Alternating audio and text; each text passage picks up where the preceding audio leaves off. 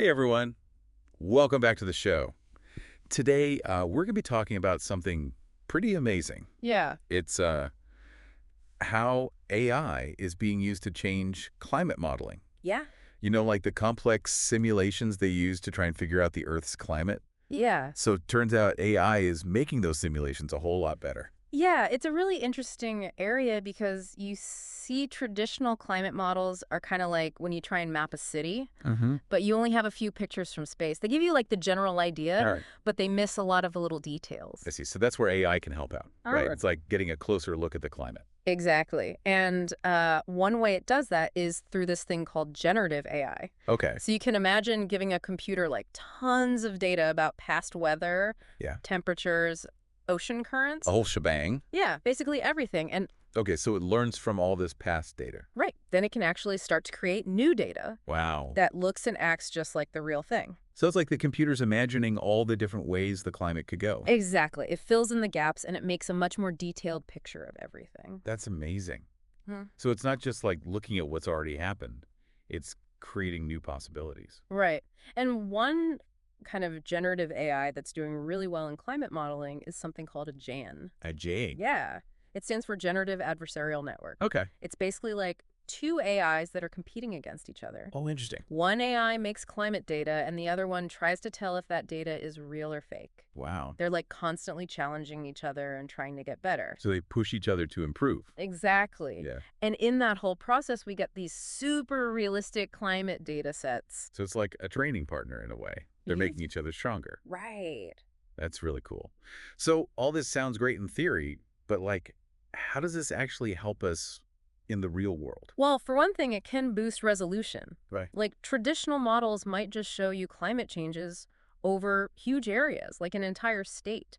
Right. But with AI, you can zoom in way closer and get a much more detailed view. So you're saying we could see climate effects at like a neighborhood level? Yeah, exactly. That's incredible. Because a huge change. Yeah, so that means we can get a much better picture of like extreme weather events too, right? Exactly. Like hurricanes, heat waves, droughts. Yeah, it can help us predict those things much more accurately. And that's really important for being prepared and knowing how to use resources properly. Exactly. And remember those data gaps we talked about? The places where it's hard to get information. Right, like in remote parts of the ocean? Yeah.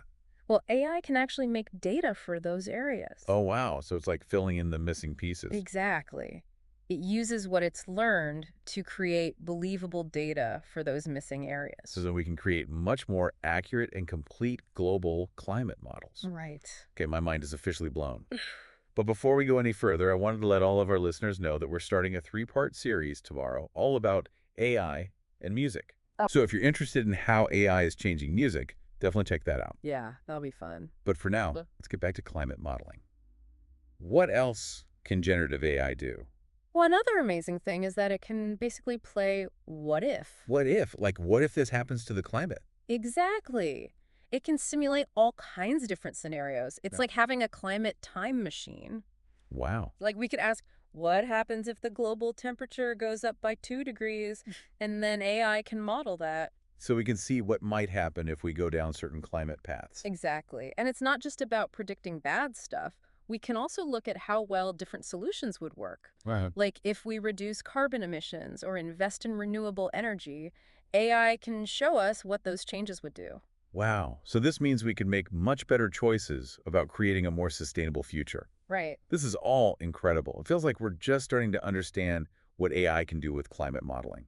Yeah. Last time we were talking about how AI can like simulate different climate scenarios. Yeah, it's like we have a time machine for the climate now. It's pretty powerful. But I was wondering, can we like combine this new AI stuff Uh-huh.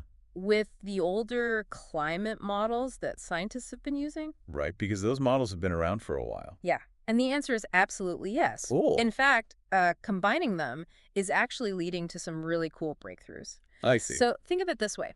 The traditional climate models, Yeah. they're like a chef with a really good recipe. Okay. They know how to capture the basic physics of the climate system. So they've got like the foundation. Right. And then AI is like this awesome sous chef. I like this metaphor. It's like they have all these new tools and ideas Yeah. and they can make the old recipes even better. So they're making it more accurate. Exactly. Like Some climate things are really hard to model, Mm-hmm. like clouds. Drought, they're super complicated. Right, even for scientists. Yeah. So in those old models, they had to simplify things, Okay. which made them a bit less accurate. I see.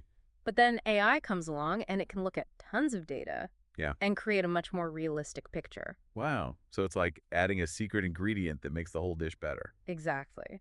So AI is helping us fine-tune those really complex parts of the climate. That's awesome.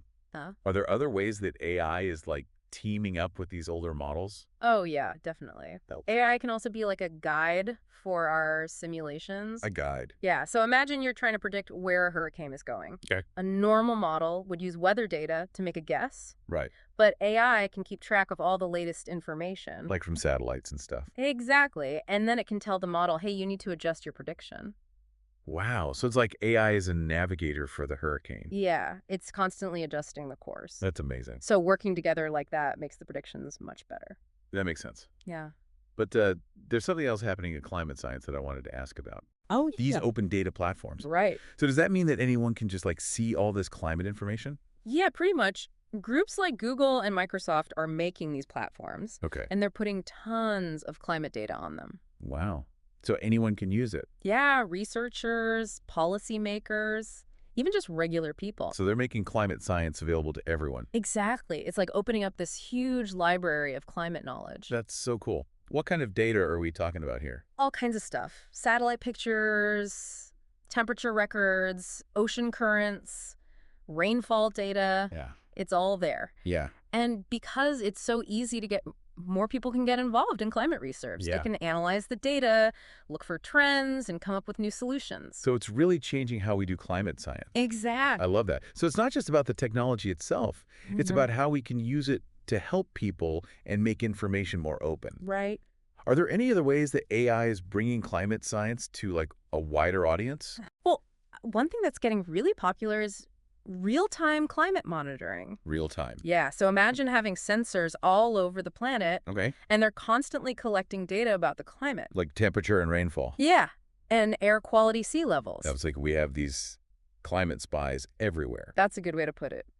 And then AI can analyze all that data, Uh-huh. find patterns, and warn us about problems as they're happening. Wow. So this is super useful for things like getting ready for disasters and managing resources. So we can actually anticipate climate events instead of just reacting to them. Exactly. If we can see a hurricane or a heat wave forming, Yeah. we can give people warnings, evacuate them if we need to, and send help where it's needed. So we can be much more prepared. Right. AI can help us be more proactive and resilient when it comes to climate change. This is incredible. But there's one more thing I wanted to talk about. Oh, yeah. How AI can help us understand the economic impacts of climate change. Right. That's a big one. And we'll get And it's really amazing to see how this technology is helping us understand the climate so much better. Yeah, it really is. And today, we're going to dig into something where AI can have a big impact. The economic side of climate change. Right, because climate change isn't just like an environmental problem. It's an economic one, too. Right. It affects businesses and governments and people all over the world. Exactly. Like, think about extreme weather. Huh? It can mess up supply chains and damage buildings and hurt farms. Yeah. And those effects can spread through the whole economy. So it's like a domino effect. Mm, One climate event can trigger all these economic problems. exactly. And that's where AI can help.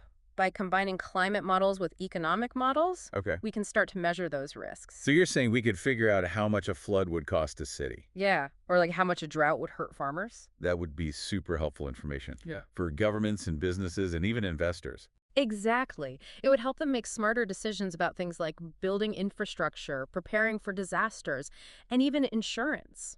So AI can show us both the environmental and the economic risks of climate change. Right.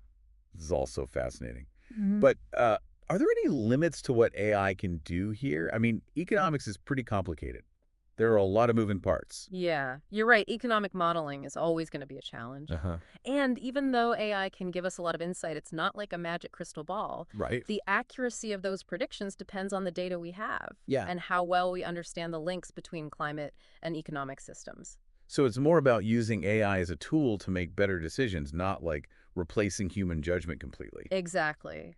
AI can help us see potential risks and opportunities, but it's up to us to use that information and make good choices. That makes sense. Yeah. But it's clear that AI is becoming really important for dealing with the economic uncertainty of climate change. Hmm. Well, this has been an awesome deep dive into AI and climate modeling. It's been really cool to see how AI can do things like enhance resolution, predict extreme events, and now even quantify those economic risks. Yeah, it's been fun. It's clear that this technology is totally changing how we understand our planet and what the future might hold. Any final thoughts? Well, I think the future of climate science is really connected to the future of AI. By Hmm. using this technology in a responsible way, we can learn so much and create a better future for everyone. Absolutely.